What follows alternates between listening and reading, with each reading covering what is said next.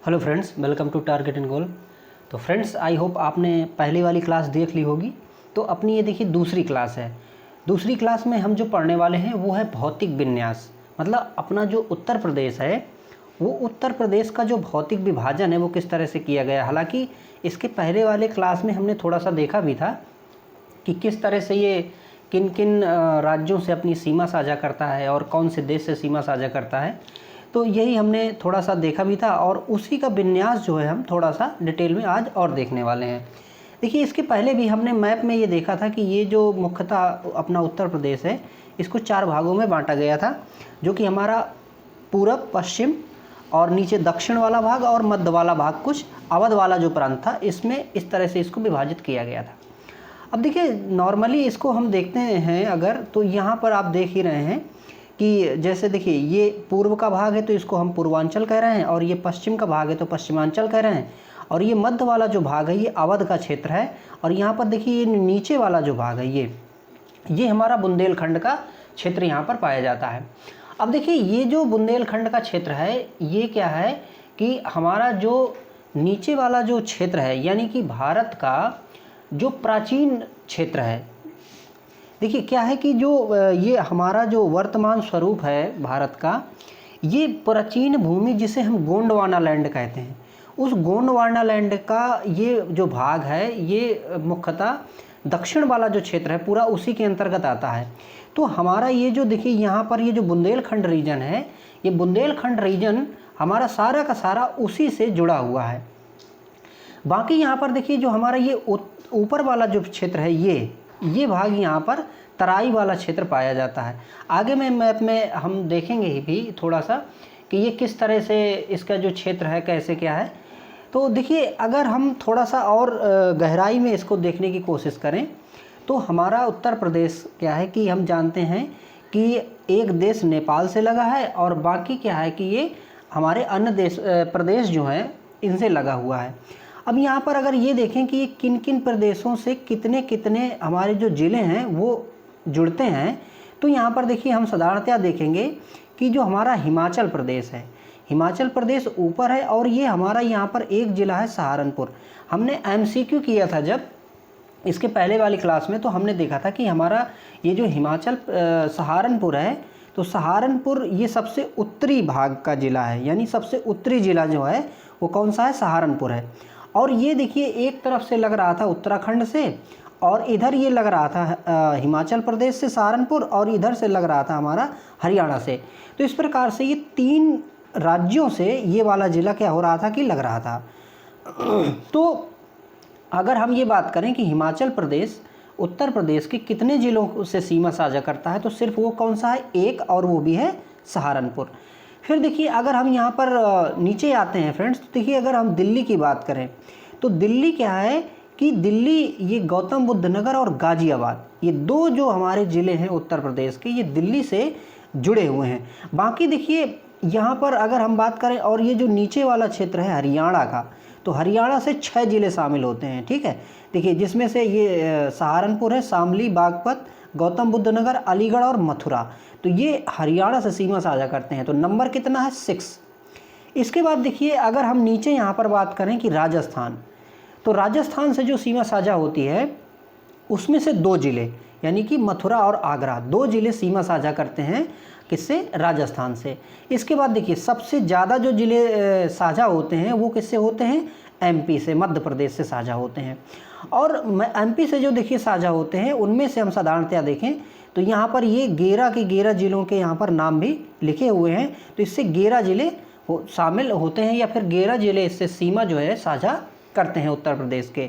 यहाँ पर देखिए कुछ और फैक्ट दिए गए हैं कि जैसे कि उत्तर प्रदेश का एक जो ज़िला है ललितपुर, देखिए ये जो ललितपुर है ये मध्य प्रदेश से तीनों ओर से क्या हुआ है कि घिरा हुआ है, और सबसे लंबी सीमा भी साझा किससे होती है, मध्य प्रदेश से ही होती है। इसके बाद यदि हम देखें कि सबसे छोटी सीमा हम किस प्रदेश से साझा करते हैं, तो वो है अपना ऊपर वाला प्रदेश, यानी कि हिमाचल प्रदेश, और जिससे कि एक ज़िला हमारा सीमा साझा करता है, और वो सबसे कम सीमा जो है लगती है। तो सबसे ज़्यादा सीमा हमारा मध्य प्रदेश साझा कर रहा है और सबसे कम सीमा जो है वो हिमाचल प्रदेश साझा कर रहा है। तो अगर कभी ऐसा प्रश्न बनता है कि कौन सा प्रदेश उत्तर प्रदेश से सबसे ज़्यादा अपनी स्थलीय सीमा साझा कर रहा है, तो वो है कौन सा? मध्य प्रदेश। अब देखिए अगर हम नीचे यहाँ पर आते हैं फ्रेंड्स, ये तो सबसे हमें दक्षिणी वाला भाग देखिए मिलता है उत्तर प्रदेश का, जो है सोनभद्र का ज़िला। अब देखिए ये जो सोनभद्र ज़िला है, हमने देखा था कि ये जो है देखिए यहाँ पर बिहार से भी लग रहा है, झारखंड से भी लग रहा है, छत्तीसगढ़ से भी लग रहा है और मध्य प्रदेश से लग रहा है। यदि कभी ऐसा प्रश्न पूछे कि उत्तर प्रदेश का कौन सा ज़िला सबसे ज़्यादा प्रदेशों से सीमा साझा करता है, तो यही सोनभद्र होगा। अगर प्रश्न ये पूछे कि सबसे दक्षिणी ज़िला कौन सा है, तो भी हमारा ये सोनभद्र होगा। अगर प्रश्न ये पूछे कि सबसे ज़्यादा जनजाति कहाँ पे हैं, तो भी यहीं पे है। अगर प्रश्न ये भी पूछ ले कि जो हमारे जंगल है, मतलब सबसे ज़्यादा क्षेत्र वन आवरण वाला क्षेत्र है, वो भी किस में है, तो यहीं पर हमें देखने को मिलता है। तो देखिए ये अपना यहाँ का ये क्षेत्र है। फिर यहाँ पर देखिए जो बिहार है, तो बिहार से 7 जिले से सीमा साझा करते हैं। और यहाँ पर अगर हम ऊपर आते हैं तो हमारा जो नेपाल है फ्रेंड्स, तो नेपाल भी 7 जिलों से सीमा साझा करता है। इसके बाद अगर उत्तराखंड की बात करें तो उत्तराखंड भी 7 जिलों से साझा करता है सीमा। तो उत्तराखंड 7, नेपाल 7, बिहार यहाँ पर 7, और नीचे आए मध्य प्रदेश, तो यहाँ पर क्या है कि 11, और इसके बाद यहाँ हरियाणा 6 है, और ऊपर हिमाचल प्रदेश 1 जिला से सीमा साझा करता है। तो ये है देखिए। अब इस थोड़ा सा हम ये चीज़ें देखें कि देखिए हमारा जो ये उत्तर प्रदेश है, इसकी जो सीमा देखिए क्या है कि उत्तर से दक्षिण और पूरब से पश्चिम ये इस तरह से क्या है कि फैली हुई है फ्रेंड्स।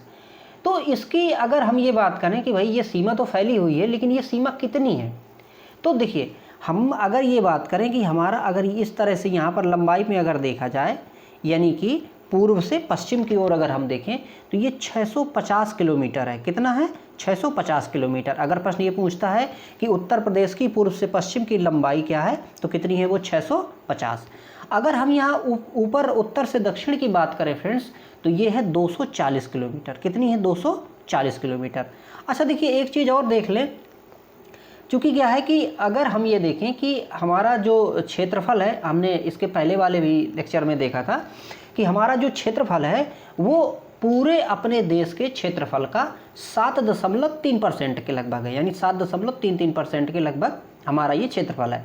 और हमने ये भी देखा था कि हमारा जो प्रदेश है वो चौथे नंबर का, यानी कि अगर हम ज़्यादा से कम क्षेत्रफल की ओर देखें तो चौथे नंबर का हमारा क्या था कि उत्तर प्रदेश का क्षेत्रफल था।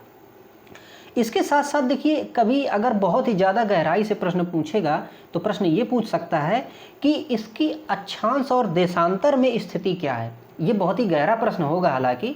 तो देखिए हमारा जो उत्तर प्रदेश है फ्रेंड्स, ये अगर हम देखें तो ये इधर ये ठीक है। अगर देखिए जो हमारा ग्लोब है, ग्लोब में कुछ खड़ी रेखाएँ होती हैं, और ये अगर ग्लोब है देखिए तो इसमें कुछ रेखाएँ ऐसे हैं और कुछ रेखाएँ ये इस तरह से हैं, मतलब ठीक है। तो इसमें जो ये खड़ी रेखाएं हैं और ये जो पड़ी रेखाएं हैं इस तरह से, तो ये क्या है कि अक्षांश और देशांतर जो रेखाएं हैं, इनके हिसाब से यदि हम स्थिति देखें अपने उत्तर प्रदेश की, तो हमारा जो उत्तर प्रदेश है फ्रेंड्स, ये क्या है कि उत्तरी गोलार्ध में है। क्योंकि हमारा जो पूरा भारत है ये भी उत्तरी गोलार्ध में है। तो उत्तरी में अगर अक्षांशों की बात करें तो ये 23 डिग्री 52 मिनट उत्तर से लेके 31 डिग्री 28 मिनट उत्तर तक है। मतलब अगर यहाँ से हम देखें इसकी, तो ये क्या होगा कि 23 डिग्री 52 मिनट उत्तर से लेके यहाँ पर ये और ऊपर जाएंगे तो 31 डिग्री 28 मिनट तक है। अगर हम यहाँ पर इधर से बात करें तो ये देखिए क्या है कि पूर्वी क्षेत्र में है, यानी कि पूर्वी देशांतर में।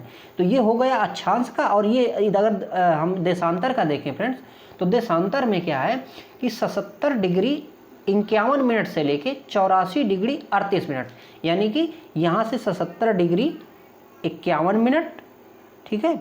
और अगर यहाँ तक जब जाएंगे हम, तो यहाँ हमें प्राप्त होगा क्या कि ये जो पूरा क्षेत्र निकलने के बाद हमें प्राप्त होगा 84 डिग्री और यहाँ पर 38 मिनट पूर्वी जो देशांतर है ये हमें प्राप्त होगा। तो इस प्रकार से इसकी अगर अक्षांश से देशांतर का भी वो पूछता है तो ये भी देख सकते हैं। इसको मैंने आगे देखिए लिख भी रखा है।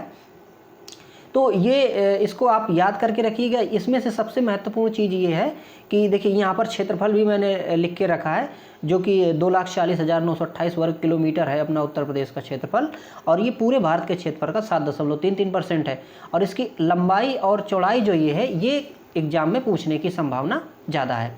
देखिए अगर हम इसकी भौगोलिक का हिसाब देखें अगर, तो ये मैप में कुछ इस प्रकार से दिखता है फ्रेंड्स।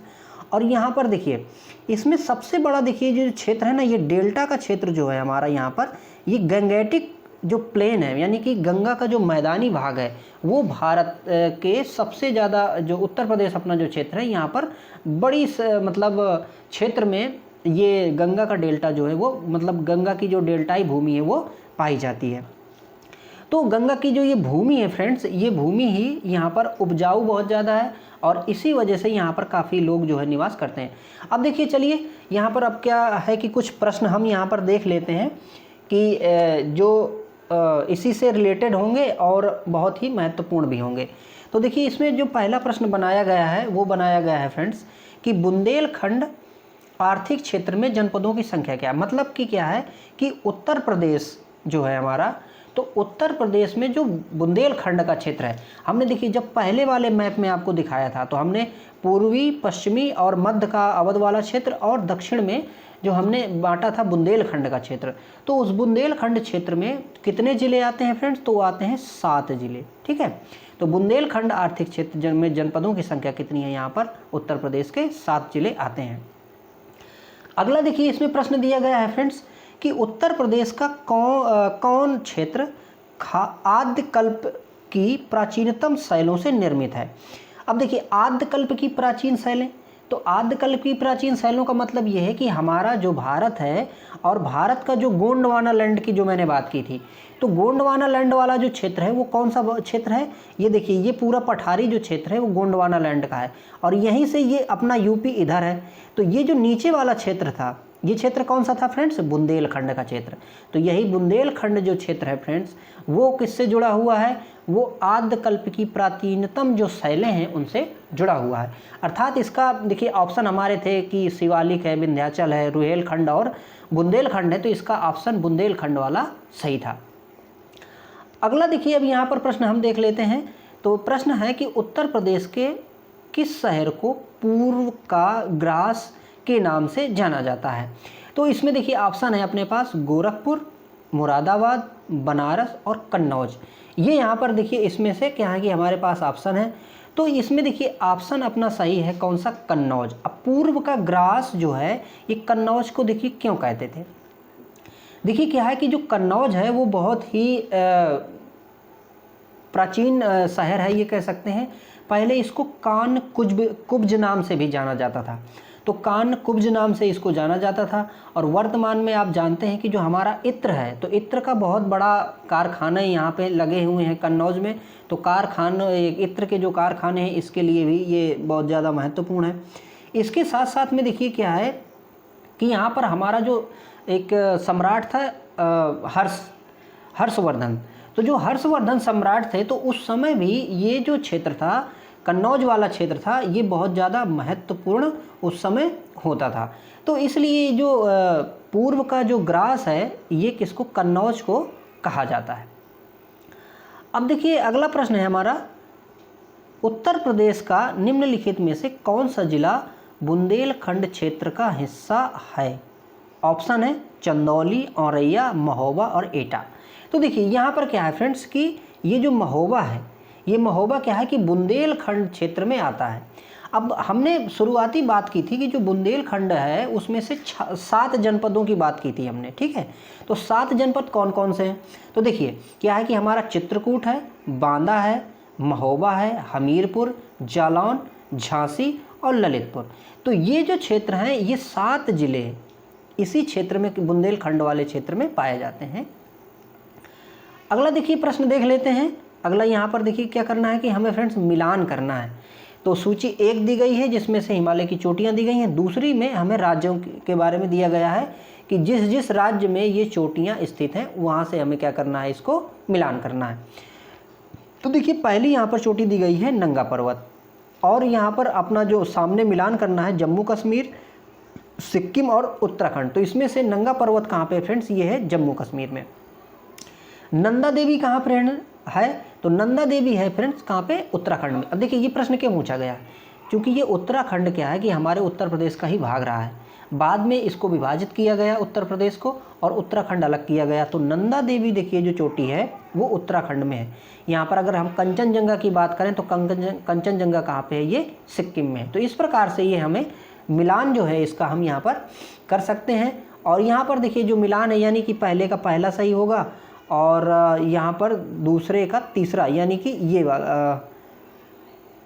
ये देखिए यहाँ पर बी नंबर, यानी कि पहले का पहला और दूसरे का तीसरा, और यहाँ पर कंचनजंगा का, फिर यहाँ पर सिक्किम, तो इस प्रकार से ये दूसरा। तो ये यहाँ पर क्या है कि चोटियाँ हैं और ये इसलिए प्रश्न भी पूछा गया था। अब देखिए ये जो प्रश्न है फ्रेंड्स सारे के सारे प्रीवियस ईयर के क्वेश्चन है। देखिए ये जो पहले मैंने ये वाला प्रश्न पूछा था ना, ये असिस्टेंट अकाउंटेंट का एग्ज़ाम हुआ था उसका है। और देखिए ग्राम पंचायत अधिकारी का एक ये प्रश्न है इसमें से, और ये पूछा गया था। तो देखिए ये वाला प्रश्न हम लोग यहाँ देखते हैं। प्रश्न है कि किस शहर को अभी तक राष्ट्रीय राजधानी क्षेत्र में सम्मिलित नहीं किया गया है। तो देखिए ऑप्शन है यहाँ पर जींद, करनाल, अलीगढ़ और मुजफ्फरनगर। तो क्या है कि यहाँ पर देखिए जो अलीगढ़ है ना, ये अलीगढ़, इसको राष्ट्रीय राजधानी क्षेत्र यानी कि दिल्ली वाला जो एनसीआर वाला क्षेत्र है उसमें शामिल नहीं किया गया। अगला देखिए यहाँ पर प्रश्न है हमारा कि बुंदेलखंड नामक क्षेत्र निम्नलिखित किस सीमा के अंतर्गत आता है। तो देखिए ऑप्शन ए है उत्तर प्रदेश बिहार सीमा, दूसरा है यहाँ पर उत्तर प्रदेश मध्य प्रदेश सीमा, और तीसरा है यहाँ पर कि उत्तर प्रदेश नेपाल सीमा, और चौथा है उत्तर प्रदेश और उत्तराखंड सीमा। अब देखिए बात किसकी कर रहा है, ये कर रहा है अपना बुंदेलखंड।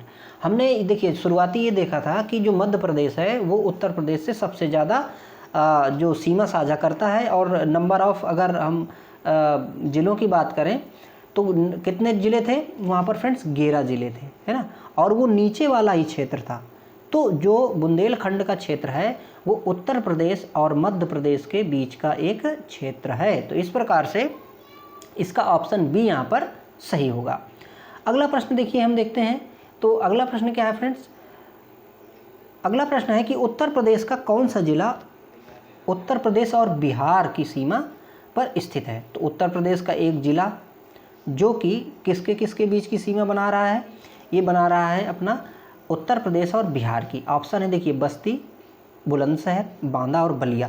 तो देखिए यहाँ पर ये जो बलिया है फ्रेंड्स, ये तो बलिया क्या है कि ये बिहार और उत्तर प्रदेश की सीमा बनाता है। तो इस प्रकार से ये बलिया है। अब देखिए यहाँ पर अगला क्या है प्रश्न अपना, निम्नलिखित में से कौन सा देश उत्तर प्रदेश से सीमा साझा करता है। तो आप जानते ही हैं कि एक ही देश है नेपाल जो कि सीमा साझा करता है अपने उत्तर प्रदेश से, लेकिन ये प्रश्न भी पूछा गया है प्रीवियस ईयर क्वेश्चन में।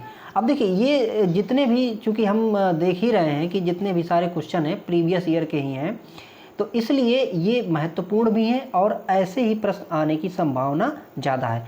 अब देखिए ये अगर हम बात करें कि ये प्रश्न कहाँ पूछा गया था फ्रेंड्स, तो ये पूछा गया था लोअर के एग्ज़ाम में। UPSSC जो लोअर का एग्ज़ाम करवाता है उसमें ये प्रश्न पूछा गया था। अब देखिए अगला इसमें प्रश्न है, उत्तर प्रदेश का निम्नलिखित में से कौन सा जिला इस राज्य के अन्य जिलों से घिरा हुआ, यानी कि किसी भी अन्य राज्य या देश के साथ में सीमा साझा नहीं करता है। तो प्रश्न देखिए ये है कि ये जो राज्य जिलों के जो नाम दिए हैं इनमें से कौन सा ऐसा जिला है जो ना तो किसी प्रदेश से सीमा साझा करता है और ना ही किसी अन्य देश से सीमा साझा करता है। ऑप्शन है अपने पास देखिए सहारनपुर, देवरिया, हरदोई और ललितपुर। तो यहाँ पर जो ऑप्शन अपना सही है फ्रेंड्स वो कौन सा है, हरदोई। हरदोई जो है ये खुद ही अपने मतलब प्रदेश के जिलों से सीमा तो साझा करता है, लेकिन वो अन्य देश से या अन्य किसी प्रदेश से सीमा साझा नहीं करता है। अब देखिए अगला प्रश्न है यहाँ पर, उत्तर प्रदेश के निम्नलिखित में से कौन से ज़िले की सीमा मध्य प्रदेश के साथ साझा नहीं होती है। तो देखिए मध्य प्रदेश के साथ में हम जानते हैं कि 11 ज़िले तो सीमा साझा करते हैं, लेकिन इनमें से कौन सा सीमा साझा नहीं करता है। देखिए ऑप्शन यहाँ पर दिए गए हैं इलाहाबाद, मिर्ज़ापुर, इटावा और अलीगढ़। तो यहाँ पर देखिए जो अलीगढ़ है अपना ये सीमा साझा नहीं करता है किससे, मध्य प्रदेश से। बाकी इलाहाबाद, मिर्ज़ापुर, इटावा और इसके साथ साथ में और भी बहुत सारे ज़िले जो कि पूरी जिनकी संख्या 11 है वो सीमा साझा करते हैं। अच्छा देखिए, एक चीज़ और है यहाँ पर कि जो उत्तर प्रदेश है, उत्तर प्रदेश का अगर सबसे पूर्वी जिला की पूछा जाए, जो कि अधिकांशतः पूछा भी जाता है, तो पूर्वी जिला जो है अपना फ्रेंड्स वो कौन सा है, वो है बलिया। तो बलिया जो है उत्तर प्रदेश का सबसे पूर्वी जिला माना जाता है। तो फ्रेंड्स आई होप ये क्लास आपको ठीक लगी होगी। और देखिए, ये क्लास में जो कंटेंट पढ़ाया जाएगा वो कंटेंट एकदम एथेंटिक होगा, मतलब कंटेंट अच्छा होगा और वो एग्ज़ाम में आएगा भी। तो देखते रहिए फ्रेंड्स इसको, और अगर आपको ये वीडियो अच्छे लगें तो इनको लाइक भी करिए, हमें सपोर्ट भी करिए। Thank you for watching.